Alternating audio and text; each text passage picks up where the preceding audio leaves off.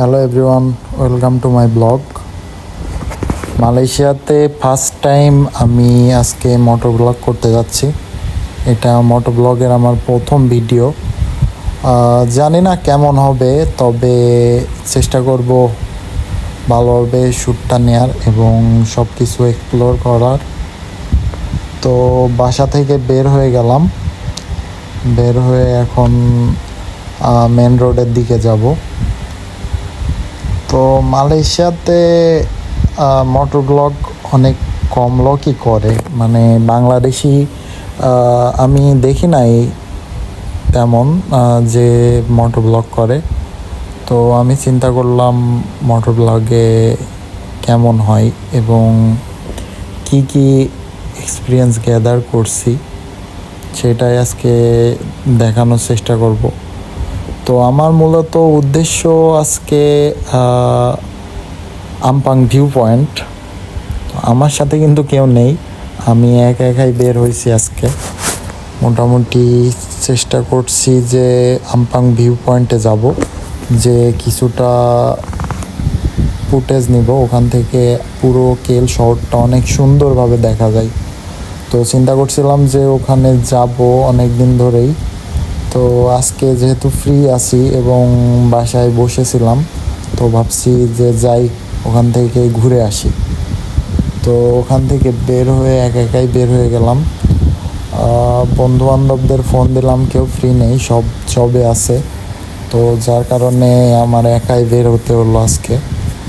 তো এখান থেকে সেন্তুল হয়ে আমপাং রোডের দিকে যাব। তো চিন্তা ভাবনা করছিলাম যে একা কেমনে কি করব না করব।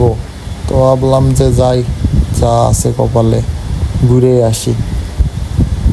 তো আসলে গতদিন যেটা হয়েছে, গতদিন আমার লাস্ট যে ভিডিওটা আমি আপলোড করছিলাম ফেসবুক এবং ইউটিউবে, তো এটা যদি দেখেন তাহলে দেখতে পাবেন ওটাই আমরা গ্যান্দিং আইল্যান্ড গেছিলাম, আমি এবং আমার মামাতো ভাই।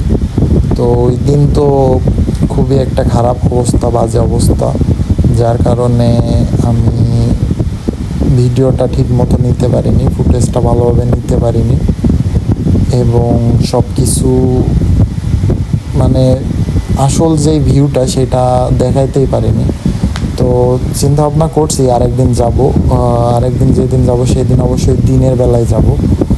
তো আমার মালয়েশিয়াতে রাত্রেটাই সব থেকে বেশি ভালো লাগে, কারণ রাত্রে ভিউটা অনেক বেশি ভালো থাকে। আর এখানে তো 12 মাস এক ঋতু, এখানে সবসময় গরম।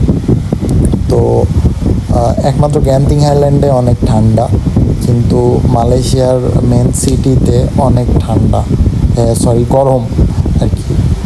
তো এখন ওখানে গেছিলাম সেদিন যেহেতু ভালোভাবে দেখাইতে পারিনি, তো চিন্তা করছি যে আরেকদিন সময় বের করে তো সেদিন যাব।